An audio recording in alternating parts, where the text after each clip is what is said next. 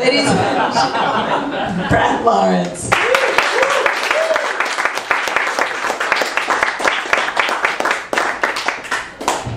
Hello.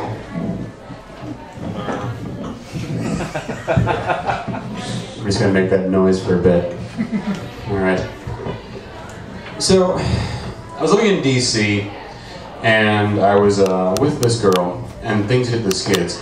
And it was proposed that one of the solutions was that I go to therapy, because apparently I had the problem, which I actually didn't mind, because no one is more convinced that I am a fascinating specimen who deserves, you know, close scrutiny by a trained professional who should write a paper. And so I was, you know, I had a good job with good benefits, and I sort of looked around and had to look for the little directory, and I sort of picked a name at random, essentially, because I had no idea how to go about this. And so I picked this Dr. Johansson. I'm in DC, and this is in Georgetown. So I go down to Georgetown, and I'm looking around for the address, and like I get off of the train line, and then I get off of the bus, and then I walk. And I walk like a half an hour into Georgetown. This thing is in the middle of like the Georgetown sort of Victorians and that kind of stuff, and it's someone's house. That's what I get to realize. I'm going to someone's house. And I'm like, all right, that's fine, you know, it's a home practice, whatever. Good. So I go up and I knock on the door, and this old guy answers. And I'm like, I'm here to see Dr. Johansson. And he goes, who? And I said, Dr. Johansson, I hope that you are familiar with the doctor. He's like, I mean my wife. Yeah. Just come here and sit down, and I go in, and it's like their living room, and I go in, and I sit down, and it's like full of like sort of, you know, bizarre odd-tchotchkes, and it's kind of overloaded and overcrowded and that kind of thing, and I'm like, you know, well, it's okay, I'm in someone's home, it's a little eccentric, you know, whatever else. And then at some point, this like sort of batty-looking gray-haired woman kind of pokes her head out of this door and goes, hello, who are you? And I'm like, I'm Brad Lawrence, and I have an appointment with Dr. Johansson. Are you Dr. Johansson? And she's like, I am Dr. Johansson.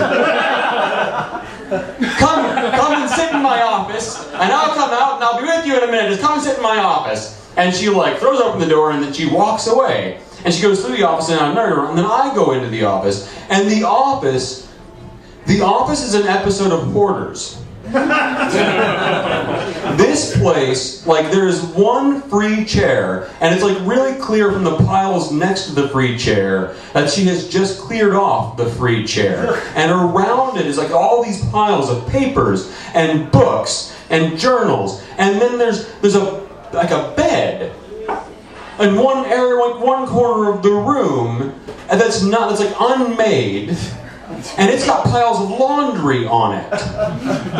And there's just like piles of just random crap, magazines, and like, not just like, you know, like Psychology Today and People Magazine and the Weekly World News, just all of it sort of piled in these stacks. She's been hoarding this stuff. It goes back like years, and she's just gone. And like the entire room is festooned and like strewn with all of this just random crap.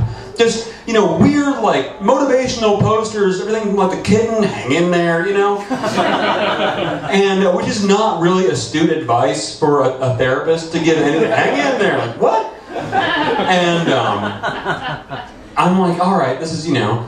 And I'm sitting there, and I'm sitting in the free chair, and I'm not moving, because everywhere is just piles of precarious stuff. I'm afraid that if I move, I'm going to knock something over.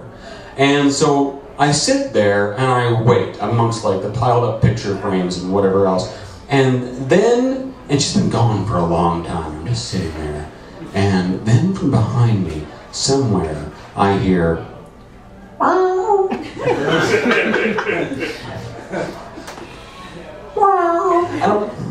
There is something else alive in this room. And I turn around and I'm looking for the cat and I cannot find the fucking cat.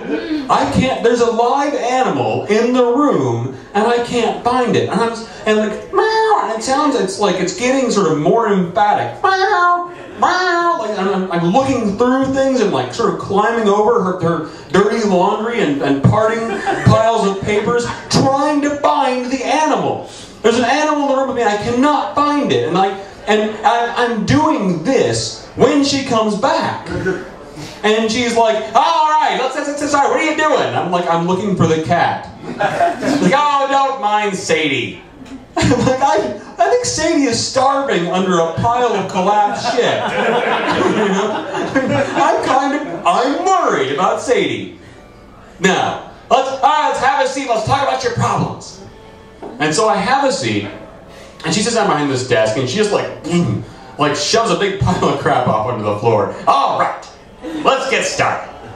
And so I start sort of talking about, well, you know, I have this long-term relationship, and you know, a lot of stuff from like when I was growing up, just a lot of things have gone on that I just I don't feel like, you don't feel like she's recognizing your issues. And I go, actually, I was going to say that I don't really feel like I communicate them very well. And it goes like this for the next half an hour. Everything I say, she finishes my sentence incorrectly. I cannot get like, if I have to say, I have to go to the bathroom, I would say, I have to go to, and she's like, the grocery store. I'm like, the bathroom.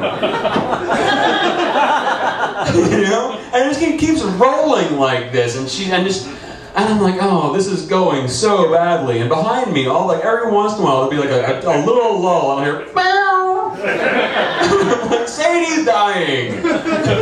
Sadie's dying, and I'm dying. Because you keep finishing my sentences the wrong way. And this is therapy. You know? It's like, we're not establishing a rapport, we're establishing a routine. Yeah. No good for Oprah, great for Carson, but it's not, you know.